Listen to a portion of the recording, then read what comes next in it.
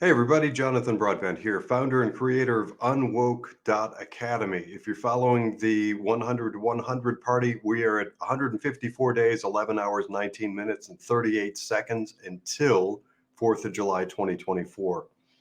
This episode is actually uniquely different than any other episode I've done before, and we've got a lot in store for us. I'm going to dive in and unpack what seems to be a massive amount of information in hopefully a very short amount of time, and hopefully I can do it in a way that makes sense. The first thing to know is that this episode is specifically directed at my friends and colleagues in the world of finance. If you don't work in the world of finance, don't worry. You can still watch, but parts of this may seem a little alien or strange to you. Anybody with questions about what I'm about to describe and discuss, feel free to contact me. That's really ultimately what I'm after, is to get people thinking and get people talking. So, without further ado, to my friends and colleagues in the world of finance, I want to ask you to think a little differently about how you service your clients. There's no recruitment here. I'm not trying to convince you of something. I'm not selling anything. I'm giving you an idea to think maybe a little differently about how financial wealth management services are provided to clients. And that's really everything: banking, insurance, wealth management, financial planning, legacy planning, multi-generational, kids, college, whatever, all of it in the world of finance. I believe that there's a better way of doing what we've been doing for several decades. And here's basically what it looks like. Before I give the specific detail, I want to create an understanding of where I'm headed with this. Think for a moment about what we saw over the last several years with COVID. Yes, I know we work in finance and I'm referencing healthcare, but bear with me a second here, because I truly believe there is a direct parallel between what we saw and witnessed in the world of COVID and COVID response and what we're seeing right now in the world of finance. Bear with me, I'm going to draw a parallel between the two. So I believe what we've discovered over the past several years with COVID response is that pharmaceutical has way too much power, money, and influence and control over hospital systems. And hospital systems, because of the way they're structured and because of employee obligations, they have far too much control over what doctors, medical staff, and physicians can and cannot do and prescribe for their clients. Might be starting to sound kind of familiar. In the world of finance, we have globalist investment managers tied with banks with trillions of dollars of free cash flow that exert far too much influence on Wall Street types of firms that then dictate to financial advisors, planners, insurance brokers, whatever, what they're able to sell and do. In fact, some are so simplified, it's really just a menu. This is all you're allowed to do with these 12 things. So what that does, and what it's done by allowing ourselves to go in that direction, by the way, let's insert in there the massive conglomeration and acquisitions that have taken place over the last several decades. And we have an environment where a select, very few people who control those global financial institutions, they control all of these Wall Street types of firms, not just in the US, but most of the world. And they are dictating what can and can't be done. So now you add in the really awful elements of ESG, which stands for environmental, social, and governance, CBDC, that stands for centralized banking digital currency, and CEI, that may be a new one to you, that stands for corporate equity index. In a nutshell, that's basically a social credit score for corporations. So if corporations don't do the things that are dictated to them, they can lose or damage their corporate equity index score, which means their access to capital diminishes or the terms get really bad. So what that means, and you may know this, but I'm just going to touch on it briefly, the things that some corporations are forced to do that's actually self-harm. They're harming their own brand. Those are being done through the manipulation of corporate equity index. But here's where the rubber meets the road. The world of finance, financial planning, investment management, they're actually funneling money into those very same entities and corporate causes, those what I call woke initiatives, companies, corporations, causes, and countries that many people who are patriotic who don't agree with that are actually trying to avoid. So, in the case of, let's just say, Disney, Target, Anheuser-Busch, which is the parent company of Bud Light, in those company cases, you may find that, especially within the United States, where we really enjoy and want and cherish our freedoms and liberties, people are boycotting those companies, yet they're surreptitiously being funneled into those very same investments via their 401k, 403b, or otherwise. So that's where you come in. As a financial advisor, you know, I imagine, the pressure from above to sell certain products and services, and those are based on profitability. So think for a moment in terms of the levels of people above you. If you work in finance, you may have 7 levels of people: a regional director, regional sales director, a managing director, division director, all those. It seems like everybody's a VP or president or director or whatever. All of those people make massive money. They're making money off of your client portfolios, and they're doing that by making your life seem easier. But it's like shooting fish in a barrel. Let's be honest about it. The more people that get fed into that system, and some of these financial institutions, these enterprises, have tens of thousands of people out there working on constantly gathering assets. That's where that whole concept of assets under management comes from. So if you're out there collecting, you're a gatherer of assets. Maybe there's a better way. So one last piece, and then I want to talk about the solution that I and a team of people under the umbrella of UnWoke.academy have been shaping up. We put a lot of time, thought, and money and energy and effort into creating this thing. I've called in favors from some of my best friends at a variety of different law firms, accounting firms. I've spent over a year researching online, watching success stories.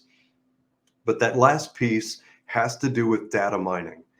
I don't know if you're aware, but your client's personal financial life, the data relative to their financial lives, is invaluable, apparently. The organizations out there that are hungry for every shred of detail about your clients' financial lives, where they bank, what transactions they make, what products they buy, how far they travel typically, everything. If they own cryptocurrency and what types of cryptocurrency and where they trade and how many accounts they have, and if they transact accounts between family members, all of that, everything is data mined relentlessly, I believe. So put all those pieces together. And if you start thinking in terms of patriotic America first, for lack of a better term, focus on what made America great and what might make America great again, focusing on small business enterprise and economic development instead of funneling money into the Chinese Communist Party. I think we saw 4.3 billion-ish recently, new money, net new money flowing into Chinese Communist Party and China as a whole, and funneling money into the mega corporate globalist structure and away from small business enterprise. And mind you, at the same time, we have virtual collapse of small local community banks, which are typically, historically, the funding apparatus for small business enterprise. It's a nightmare environment that is debilitating to America and to small business enterprise. So put all those pieces together, and I want to introduce something new to you. And I think you are going to be excited about this. It's a private membership association. Look it up if you're not familiar with it. It's a concept that is often applied. It's been around for a long time. It's typically applied to groups that gather for a specific purpose and really value their privacy above all else. Um, what if, and this is the starting point, I hope, for you, and maybe the light bulb goes on like it did for me. What if instead of being an asset gatherer and working for a big globalist financial type of firm and moving in as much money as you can and then being told by those people on high, and maybe you don't really even like or agree with them, but maybe they're trying to convince you to cram as much of this product as possible into your portfolio, and they have those regular recurring sales meetings and they tell you what the greatest and latest thing is. What if instead of that, you had an environment where your clients were part of a private membership association? There's a simple flat fee. It's fair to all. It clearly and transparently goes to the operations, which is primarily your administration, research, due diligence, and management, your guidance on having an unwoke financial life. So for me, that's the structure that I'm driving because I believe in everything that I'm doing and putting behind unwoke. It could be different for you. Let's say that you are Jewish.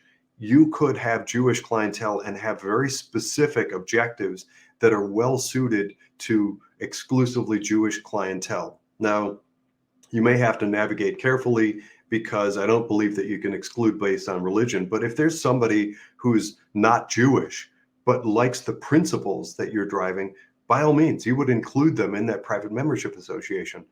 But whatever it is, whatever the thing is that you believe in, and I hope personally that it is counter to this globalist move of consolidating virtually all money in a small handful of firms and regions and companies and causes, and into more transparent, easy to understand, and valuable investment and deposit alternatives.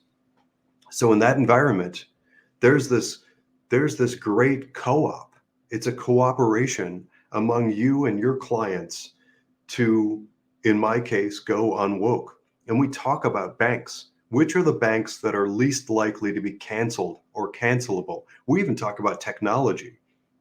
Which platforms are most amenable to pro-patriotic, America first, those types of values and principles that we hold dear, the wonderful advantages and just beauty of open free market capitalism. We're also very focused on talking about funding small business enterprise. So that's what my private membership association looks like.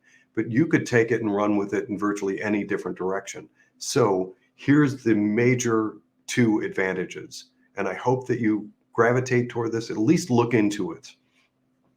Think about shedding yourself.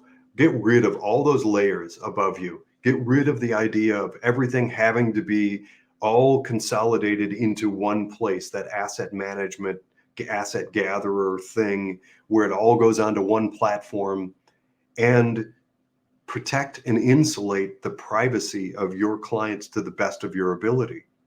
Put all that together and you have a private membership association. This is the thing that I've been working on pretty exhaustively for about a year and a half now. And as I said, we got 154 days, 11 hours, 5 minutes, and 27 seconds until 4th of July. My group is actually planning a huge party for 4th of July because that for us is our Independence Day. I have an RIA. I will be going out from under. I will be becoming unregulated. And that world, the environment, I can't begin to describe to you how excited the clients are that I'm talking to are about getting away from the mega conglomerate and into the world as our oyster. And we're going unwoke. So again, that's just our model. Yours could be something very different. Consider a private membership association. And I hope you will think about leaving that big mega firm, especially if you're unhappy or sense that your clients are being sold away or abused by sales practices. I'm Jonathan Broadbent, founder and creator of UnWoke.academy. Thanks for listening.